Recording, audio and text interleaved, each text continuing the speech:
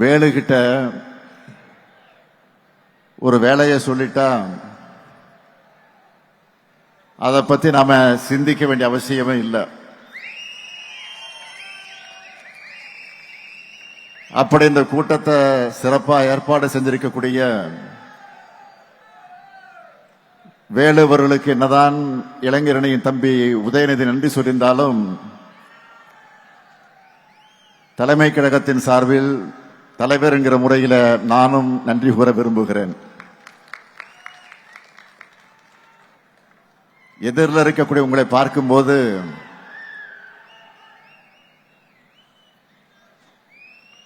ஒரு 50 ஆண்டுகள் time travel பண்ணி பின்னாடி போன மாதிரி எனக்கு இருக்கு. உங்களை மாதிரி இளைஞனா கிராமமா தமிழ்நாடு முழுக்க பயணம் பண்ணி இந்த இளைஞரணியை வளர்த்தெடுக்க நான் பயணம் செய்த அவைகளெல்லாம் எண்ணி பார்க்கிறேன். அதுதான் இப்பொழுது எனக்கு ஞாபகங்களாக வந்து கொண்டிருக்கிறது. எத்தனை ஞாபகங்கள்! இரவு பகல் பார்க்காம, தூக்கம் இல்லாம கிராமங்கள் தோறும் கொடியேற்றம், திண்ணை பிரச்சாரம், நாடகம், பொதுக்கூட்டம் என கழக நிகழ்ச்சிகளை நடத்தியிருக்கோம். அப்படி உழைச்சி வளர்த்த திராவிட முன்னேற்ற கழகம் 75 ஆண்டுகளை நிறைவு செஞ்சிருக்கிறோம். அப்படிப்பட்ட கழகத்திற்கு புது ரத்தமாக வந்திருக்கக்கூடிய உங்களை எல்லாம் பார்க்கும்போது புது மகிழ்ச்சியும் நம்பிக்கையும் பிறக்குது. அது மட்டுமல்ல, உங்களுடைய எனர்ஜி எனக்கு டிரான்ஸ்பர் ஆகியிருக்கு. இப்போ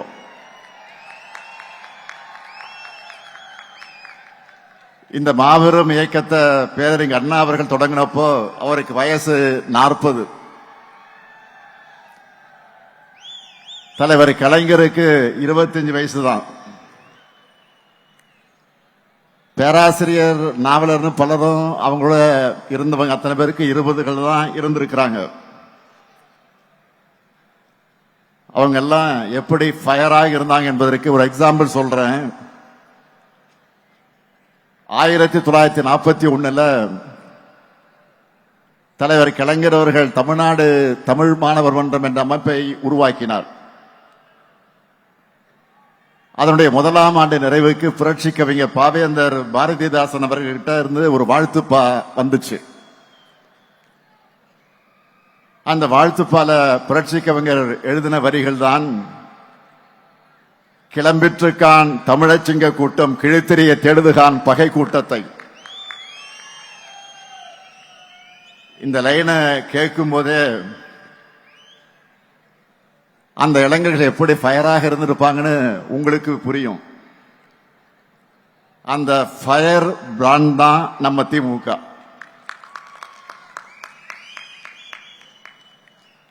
இது எதெல்லாம் இந்த தமிழ் சமுதாயத்துக்கு பின்னுக்கு இழுக்குமோ, எது எதெல்லாம் தமிழ்நாட்டை இருட்டுக்குள்ள தள்ளுமோ, அது எல்லாத்தையும் தோற்கடிச்ச புது வரலாறு படைச்சோம். சும்மா எடுத்தோம் கவிழ்த்தோம்னு இங்க எதையும் பண்ணிடல. தெருவா வீடு வீடா போய் பேசி,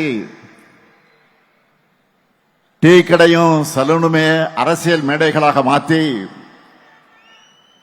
மக்களை எஜுகேட் பண்ணோம். உலக வரலாற்றை எல்லாம் சொல்லி நாம் ஏன் இன்னும் பின்தங்கிய நிலையில இருக்கோம்னு எடுத்து சொல்லி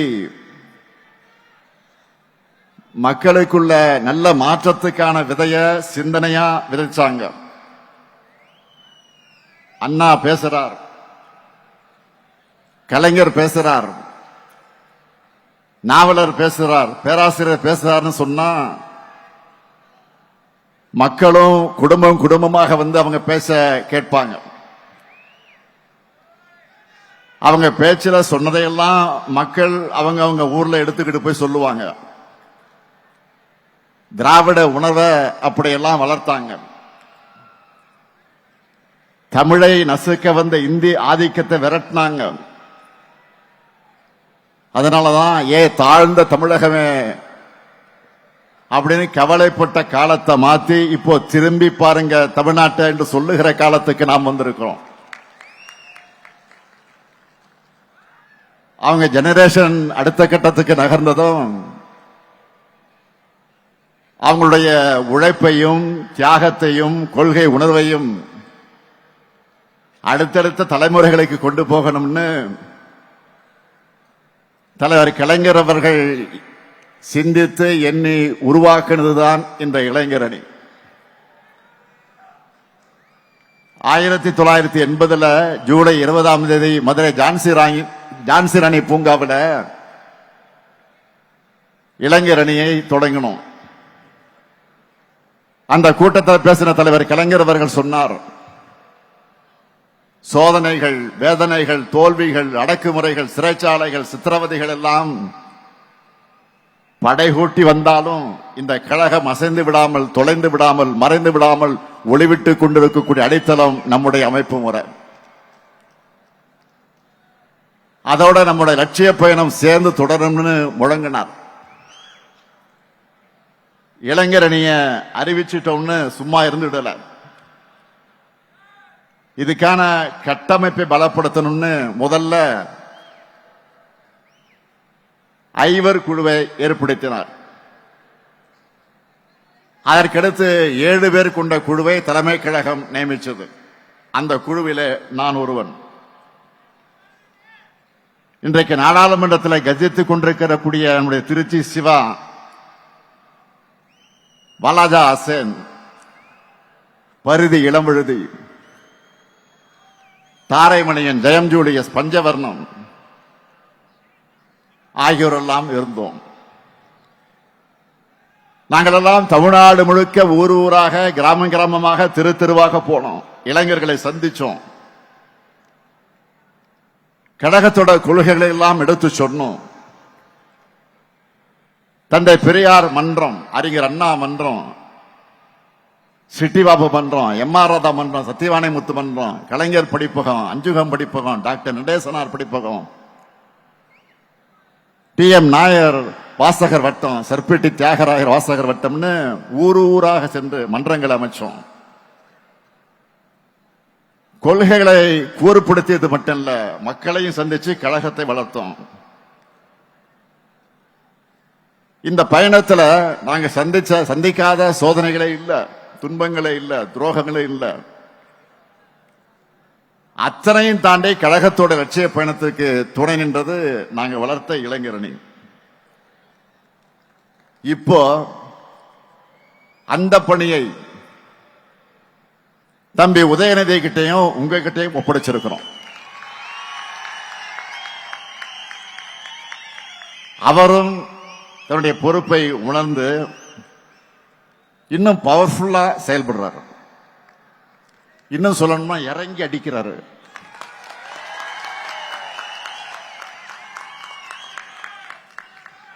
கொள்கை எதிரிகள் உதயநிதி மோஸ்ட் டேஞ்சரஸ் புலம்புறாங்க.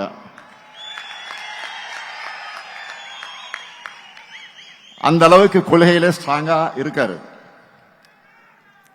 கழகத்துக்கு எது தேவை என்று உணர்ந்து செயல்படுகிறார் உதயநிதி. முதல்ல அணியோட கட்டமைப்பை வலுப்படுத்தணும்னு லட்சக்கணக்கான இளைஞர்களை கழகத்தில் சேர்த்தார். அடுத்து அவங்களை கொள்கை ரீதியா ஸ்ட்ராங்கா ஆக்கணும்னு பாசறை கூட்டங்களை நடத்தினார். அடுத்து நம்மளோட கொள்கையில இன்னைக்கு இருக்கிற தலைமுறையினரும் புரிஞ்சிக்க வேண்டும் என்பதற்காக புது பேச்சாளர்கள் அவசியம்னு உணர்ந்து ஃபர்ஸ்ட் செட்ல 200 பேரை உருவாக்கினார். அவங்க பேச்சையெல்லாம் கழக மேடையில கேட்கும் போது எனக்கு அவ்வளவு மகிழ்ச்சியா இருக்கு. அடுத்த இளைஞர்களான நீங்க இன்னும் ஷார்ப்பா பேச, ஸ்ட்ராங்கா களமாட நிறைய புத்தகங்கள் உருவாகணும். அதுக்காக முத்தமிழ் அறிஞர் பேர்ல பதிப்பகம் தொடங்கினார். சரி, இதெல்லாம் செஞ்சுட்டோம்னு சும்மா இருக்கல. இதெல்லாம் உங்களுக்கு வந்து சேரணும்னு அறிவு திருவிழா நடத்துறார். பல இடங்களில் லைப்ரரி ஆரம்பிக்கிறார். இதுதான் ஒரு பொலிட்டிஷியனுக்கு குவாலிட்டி. சரி, உதயநிதி விளம்பரம் செய்கிறாரு அப்படின்னு அடுத்து நீங்க என்ன செய்யணும்? அதை பற்றி கூட உதயநிதி இங்க சொன்னார். நம்மோட லெகசியை மக்கள்கிட்ட கொண்டு போய் சேர்க்கணும். கழகத்தை வளர்க்கிற பணியில, கொள்கை விதைக்கிற பணியில ஈடுபடணும். காலையில முரசொலி படிச்ச பிறகு அதுல வெளியாகி இருக்கக்கூடிய கட்டுரைகள், கருத்துக்கள், தலையங்கங்கள், திராவிட இயக்க பார்வைகள்னு எல்லாவற்றையும் உங்களால முடிஞ்ச அளவுக்கு எல்லார்கிட்டையும் கொண்டு போய் சேருங்க. அது எல்லாத்தையும் சுருக்கமா இன்றைய இளைஞர்களுக்கு புரிகிற வரையில கிரியேட்டிவா மாத்தி உங்களுக்கு ஒரு ஸ்டைல பேசி எழுதி கொண்டு போங்க. அவங்களுக்கு விழிப்புணர்வையும் தெளிவையும் ஏற்படுத்தி தமிழ்நாட்டை உயர்த்தக்கூடிய கழகத்தின் பாதையில அவங்களை கொண்டு வரணும். இன்னைக்கு தொழில்நுட்பம் எவ்வளவோ பெருகிடுச்சு. அந்த அளவுக்கு உங்களுடைய கடமையும் பெருகிடுச்சு. ஏன்னா ஒன்றியத்தில் பாஜக அரசு 3வது முறையா ஆட்சி அமைச்சிருக்கக்கூடிய இந்த ஆணவத்தில் வலதுசாரி அமைப்புகளும் பிற்போக்கு சக்திகளும் ரொம்ப வேகமா முன்னைய போதும் இல்லாத ஆக்ரோஷத்தோட செயல்பட தொடங்கியிருக்காங்க. வெளுத்ததெல்லாம் பால் நம்பக்கூடிய மக்கள் கிட்ட பொய்களை, அவதூறுகளை, பிற்போக்கு எண்ணங்களை தேன் தடவி வார்த்தைகளால் கொண்டு போய் சேர்க்க ட்ரை பண்றாங்க. எடுத்துக்காட்டுக்கு சொல்றேன், எல்லோரும் ஃபேமிலி ஃப்ரெண்ட்ஸ் வாட்ஸ் குரூப்ல இருப்பீங்க. அதுல சொந்தங்கள் தங்களோட அன்பை, உணர்வை பரிமாறிப்பீங்க. ஆனா அதுல ஒருத்தர் மட்டும் எதை பத்தியும் கவலைப்படாம விஷம் தேய்ந்த கருத்துக்களை ஃபார்வர்ட் பண்ணுவாங்க. பலரும் ஏதோ படிக்காம அனுப்பியிருக்காருன்னு கடந்து போயிடுவோம். அதை அட்வான்டேஜா எடுத்துக்கிட்டு அவரும் தொடர்ந்து மெசேஜ் அனுப்புவார். அப்படிப்பட்டவங்களுடைய பிற்போக்கு கருத்துக்கள் தொற்று நோய் மாதிரி வேகமா பரவும். அதை தடுக்கணும்னா அதுக்கு மாற்று மருந்தான நம்முடைய கொள்கைகளையும் நாம தீவிரமா பரப்பணும். பொய்யை பேசுறதுக்கு ஒருத்தர் தயங்காத போது உண்மையை பேசுறதுக்கு நெஞ்சில உரம் இருக்க நாம் ஏன் தயங்கணும்? எதுக்காக இதை சொல்றேன்னா, இப்ப நம்ம தோல்ல தமிழ்நாட்டையும் தமிழ் மொழியும் காக்க வேண்டிய கடமை மட்டுமல்ல, ஒட்டுமொத்த இந்தியாவையும் நாட்டோட பன்முகத்தன்மையையும் காக்க வேண்டிய கடமை நமக்கு இருக்கு. இந்தியாவிலேயே பிஜேபிக்கு எதிராக ஐடியாலஜிக்கல் ஃபைட் பண்ணிக்கிட்டு இருக்கக்கூடிய ஒரே மாநில கட்சி நம்முடைய திமுக தான். அவங்களால வெற்றி கொள்ள முடியாதது நம்முடைய தமிழ்நாட்டை மட்டும்தான். அதனால்தான் அமித்ஷா போன்றவருக்கு நம்ம மேல எரிச்சல். பேசினாங்கல்ல, அண்மையில கூட என்ன பேசினார் அவரு? பீகாரை ஜெயிச்சிட்டோம், அடுத்த டார்கெட் தமிழ்நாடு தான் சொல்றாரு. மாண்புமிகு அமித்ஷா அவர்களே, நீங்க இல்ல, உங்க சங்கி படையே கூட்டிக்கிட்டு வந்தாலும் உங்களால் ஒண்ணும் இங்க பண்ண முடியாது. இது தமிழ்நாடு, இது தமிழ்நாடு. எங்களுடைய கேரக்டரையே புரிஞ்சிக்க மாட்டீங்களா?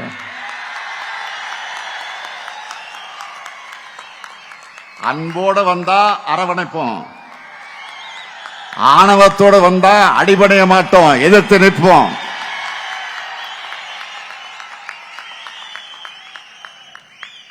மீண்டும் சொல்றேன், அன்போட வந்தா அரவணைப்போம், ஆணவத்தோட வந்தா அடிபடைய மாட்டோம், எதிர்த்து நிற்போம். உங்களை ஜெயிச்சு காண்பிப்போம். இங்கே கூடியிருக்கக்கூடிய இளைஞரணி தம்பிகளுக்கு சொல்றேன், ஒவ்வொரு தலைமுறைக்கு முன்னாடியும் ஒரு வரலாறு ஒரு கடினமான கேள்வியை முன்வைக்கும். அதுக்கு ரியாக்ட் பண்ண முடியாம மண்டியிடக்கூடியவங்களை வரலாறு மறந்துடும், மக்களும் மன்னிக்க மாட்டாங்க. ஆனா வரலாறு முன்வைக்கிற கேள்விகளை எதிர்த்து ஃபைட் பண்ணி வரலாற்று திருத்தி எழுதுறவங்களை மக்களும் மறக்க மாட்டாங்க, வரலாறு மறக்காது. நீங்கெல்லாம் வரலாறு படைக்கணும். அதுக்கு எப்பவும் மக்களோட மக்களாக நீங்க இருக்கணும். மக்களுக்காக இருப்பதுதான் அரசியல். அந்த அரசியலை செய்யத்தான் உங்க எல்லாருக்கும் பொறுப்புகள் வழங்கப்பட்டிருக்கு. மக்கள் கிட்ட போங்க, அவங்க கூடவே வாழுங்க, அவங்களுக்காக குரல் கொடுங்க. இதுதான் உங்களுக்கான டாஸ்க். அரசியல்ல சொகுசு எதிர்பார்க்காதீங்க. இங்க கடுமையாக உழைக்கக்கூடியவங்களுக்கு தான் இடம் கிடைக்கும். அந்த இடம் கட்சி பொறுப்பில் மட்டும் இல்ல, மக்கள் மனசுலயும் நிரந்தரமாக இருக்கும். பேரறிஞர் அண்ணா அவர்கள் தலைவர் கலைஞருடைய உழைப்பை பாராட்டினார்.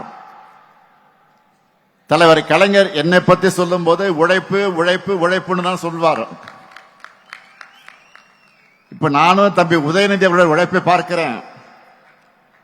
அதே உழைப்பு உழைப்பு உழைப்பு, அதைத்தான் உங்க கிட்ட எதிர்பார்க்கிறேன். அந்த உழைப்புக்கு இருக்கக்கூடிய இளைஞரணி படை தயாரா? உதயநிதி பேசும்போது கேட்டார், வரும் தேர்தலில் இளைஞர்களுக்கு வாய்ப்பு கொடுங்க கேட்டார். அவருக்கு மட்டுமல்ல, உங்களுக்கு நான் சொல்லிக் கொள்வது, இன்னைக்கு உள்ளாட்சியில, சட்டமன்றத்தில், அமைச்சரவையில், நாடாளுமன்றத்தில் நாட்டையே திரும்பி பார்க்க வைக்கக்கூடிய அளவுக்கு செயல்படுகிற பல பேர் இளைஞரணியிலிருந்து வந்தவர்கள் தான். நாளைக்கு உங்களிலிருந்து பலதும் இந்த இடத்திற்கு வரணும். நிச்சயமாக வரத்தான் போறீங்க. அதுக்கு தயாராக இளைஞரணியும் தாய் வீட்டை பயன்படுத்திக்குங்க. இங்க உதயநிதி சொன்ன மாதிரி நீங்க ஒவ்வொருத்தரும் மினிமம் 10 இளைஞர்களை உங்களோட சேர்த்துக்கணும். அவங்களுக்கு அரசியல் உணர்வை, நம்முடைய கொள்கைகளை, திராவிட மாடல் அரசின் சாதனைகளை கொண்டு போங்க. அங்க ஒவ்வொருத்தருடைய வாக்கும், நம்ம குடும்பத்தினுடைய வாக்குகளும், அவங்க நண்பருடைய வாக்குகளும் உதயசூரியனுக்கு நம்முடைய கூட்டணி கட்சிகளோட சின்னங்களுக்குத்தான் கிடைக்கணும். கடந்த கால ஆட்சியாளர்கள் செய்த தவறுகளை, குற்றங்களை, துரோகங்களை மக்களுக்கு நினைவுபடுத்துங்க. அவங்க திரும்பி வந்தா தமிழ்நாடு என்னென்ன ஆபத்துக்களை சந்திக்கும்னு மக்கள்கிட்ட சொல்லுங்க. நாடே திரும்பி பார்க்கிற அளவுக்கு தமிழ்நாட்டை முன்னேற்றி இருக்கக்கூடிய நம்முடைய திட்டங்களை பத்தி எடுத்து சொல்லுங்க. நான் உறுதியோடு சொல்றேன், நாட்டில் என்ன உலகத்திலேயே எந்த ஆட்சியும் செஞ்சிருக்க முடியாத அளவுக்கு முத்திரை திட்டங்களை யாராவது செஞ்சிருக்காங்களா? நம்ம ஆட்சியை மாதிரி நீங்களே பார்த்திருப்பீங்க. நம்ம அரசோட திட்டங்களால பயனடைந்திருக்கக்கூடிய பேட்டிகளை பல்வேறு ஊடகங்கள் வெளியிடுறாங்க. அப்படி பேட்டி அளிச்ச ஒரு தாய் பேசினாங்க, தன்னுடைய பசங்க பணம் அனுப்பாவிட்டாலும் தனக்கு தேவையான மருந்து மாத்திரைகளை வாங்க கலைஞர் மகளிர் உரிமை திட்டம் உதவியா இருக்குன்னு சுயமரியாதை உணர்வோடு பேசினாங்க. இன்னொரு பெட்டியில பூ விற்கிற ஒரு தாய், ஒரு பெண், 1000 ரூபாயை வச்சு பூ வாங்குகிறேன், விடியல் பயணத்தில் போய் அதை வித்துட்டு வரேன், இதையெல்லாம் முதலீடா மாத்தி சம்பாதிக்கிறேன்னு சொன்னார்.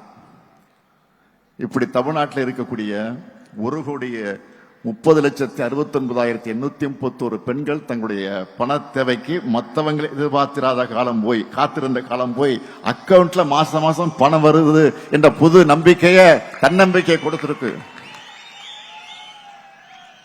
கல்வியில் சிறந்த தமிழ்நாடு, வெல்லும் தமிழ் பெண்கள் போன்ற நிகழ்ச்சிகளை ஏன் நடத்தணும்? நம்முடைய திட்டங்களுடைய பயனாளிகள் தன்னுடைய அனுபவங்களை, அந்த சக்சஸ் ஸ்டோரிய எல்லா மக்களுக்கு தெரியப்படுத்த வேண்டும் என்பதற்காக நடத்தணும். இன்னும் நிறைய சக்சஸ் மனிதர்களை உருவாக்கணும். மகளிர் மாதிரியே காலேஜ் போற பசங்க தங்களுடைய செலவை தாங்களே பார்த்துக்க வேண்டும் என்று சொல்ற அளவுக்கு அவங்களுடைய சப்போர்ட்டா இருக்கிற புதுமை பெண் மற்றும் தமிழ் புதல்வன் திட்டத்தில் 12 லட்சத்துக்கு அதிகமான மாணவ மாணவிகள் பயன்பெறாங்க. அது மட்டுமல்ல, பசியோட ஸ்கூலுக்கு வந்துட்டு இருந்த பசங்க பலரும் இப்போ தினம் சூடா சுவையா சத்தா காலை உணவு சாப்பிடும் போது அவங்களுடைய அப்பா அம்மா நிச்சயம் இந்த முத்துவேல் கருணாநிதி ஸ்டாலினை நினைச்சு பார்ப்பாங்க. நான் முதல்வன் திட்டத்தில் படிச்சு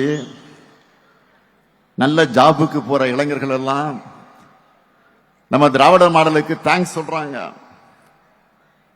ஒவ்வொரு நாளும் யாரு கையும் எதிர்பார்க்காம விடியல் பயண திட்டத்தில் பயணம் செஞ்சுட்டு இருக்கக்கூடிய கோடிக்கணக்கான மகளிர் இதுதான் எங்களுக்கான கவர்மெண்ட் பஸ் பெருமைப்படுறாங்க. மக்களை தேடி மருத்துவ திட்டத்தில் வீட்டுக்கே வந்து மாத்திரை மருந்துகளை வழங்கி போறாங்களே. நலமாக இருக்கக்கூடிய 2,53,49,475 பேர்களும் பாராட்டுறாங்க. நம்ம திராவிட மாடல் அரசு எப்படி கேர் எடுத்து பார்த்துக்கிறாங்கன்னு பாராட்டுறாங்க. இப்படி நம்ம திராவிட மாடல் அரசுல லிஸ்ட் போட்டு ஒவ்வொரு டிபார்ட்மெண்ட்லயும் சாதனைகளை ஒரு புக்கா போடுற அளவுக்கு தினமும் ஏராளமான திட்டங்களை செயல்படுத்திக்கிட்டு இருக்கோம். அதனாலதான் பொருளாதார வளர்ச்சியில தமிழ்நாடு இந்தியாவிலேயே நம்பர் 1. ஒன்றிய அரசு வெளியிடுகிற பல சர்வே ரிப்போர்ட் எல்லாவற்றிலும் நம்ம தமிழ்நாடு தான் டாப். இந்த திட்டங்கள் எல்லாம் பத்தியும் நீங்க ஃபிங்கர் டிப்ஸ்ல வச்சுக்கணும். இது எல்லாத்தையும் ஒவ்வொரு வீட்டுக்கு கொண்டு போய் நீங்க சேர்க்கணும். மற்ற கட்சிகள் எல்லோரும் தான் பிரச்சாரம் பண்ணுவாங்க. ஆனா அதுல இருந்து தனிச்சு தெரியக்கூடிய மாதிரி உங்களுக்குன்னு ஒரு ஸ்டைல் இருக்கணும். அந்த பிரச்சாரத்துல வழக்கமா திமுகவுக்கு ஓட்டு போடாதவங்க கூட இளைஞர் அணியினுடைய உங்களுடைய அணியினுடைய அந்த கேம்ப் நீங்க நடத்துற பிரச்சாரம் அதிலே திமுகவுக்கு ஓட்டு போடக்கூடிய நல்ல வரணும். அப்படி ஒரு இம்பாக்ட நீங்க உருவாக்கணும். தேர்தல் நெருங்கி வந்துருச்சு. மக்கள் கிட்ட நீங்க சொல்லுங்க, 10 ஆண்டு கால தமிழ்நாட்டை படுபாதாளத்தில் தள்ளின அதிமுகவினர் தாங்கள் ஏதோ உத்தமர்கள் போல வேஷம் போட்டுக்கிட்டு வந்து வாக்கு கேட்பாங்க. அதேபோல் தமிழ்நாட்டுக்கு துரோகம் செய்வது மட்டுமே வழக்கமாக வச்சிருக்கக்கூடிய பாஜகவினர் வழக்கம் போல தங்களுடைய பொய் பரப்புரைகளை பரப்புவார்கள். பதற்றத்தை உண்டாக்குற அரசியலை வச்சு எலெக்ஷன்ல சந்திக்கலாம்னு வருவாங்க. இவங்க கிட்ட கைகட்டி வாய் புத்தி அடிமை சேவகம் செஞ்சு கொண்டிருக்கக்கூடிய தமிழ்நாட்டோட உரிமைகளை தமிழுடைய சுயமரியாதை அட வைக்கலாம்னு நேரடியாகவும் மறைமுகமாகவும் வேலை செய்ய பல கூட்டங்கள் இருக்கு. 2026 தேர்தலில் மக்கள் முன்னாடி இருக்கக்கூடிய கேள்வி என்னன்னா, இன்னும் 50 ஆண்டுகள் முன்னோக்கி நடைபெற போறோமா இல்ல ஆண்டுகள் பின்னோக்கி இழுக்க முயற்சி பண்றவங்களுக்கு அடிபணிய போறோமா? ஆக அந்த கேள்விக்கு மக்கள் விடையளிக்க போற விடைதான் திராவிட மாடல் ஆட்சி 2.0. அதுக்கு நீங்க எல்லாரும் கடுமையா உழைக்கணும். திராவிட முன்னேற்ற கழகத்தோட எதிர்காலத்துல தான் தமிழ்நாட்டோட எதிர்காலம், தமிழகத்தோட எதிர்காலம் அடங்கி இருக்கு. அந்த எதிர்காலம் வள நிறைஞ்சதா ஒளி நிறைஞ்சதா தமிழ்நாடு நம்பர் 1 என்று சிங்கநடை போடுகிறதாக அமையணும். நீங்க தான் திராவிட மாடல் 2.1 அடித்தளமாக இருக்கணும். இருப்பீங்களா? நம்ம மிஷன் என்ன? திராவிட மாடல் 2.0. நம்ம மிஷன் என்ன? திராவிட மாடல். திரும்ப சொல்லுங்க, சத்தமா சொல்லுங்க. நம்ம மிஷன் என்ன? அந்த வெற்றிக்கான பயணத்தை இன்றைக்கே தொடங்குங்கள். விடைபெறுகிறேன். நன்றி, வணக்கம்.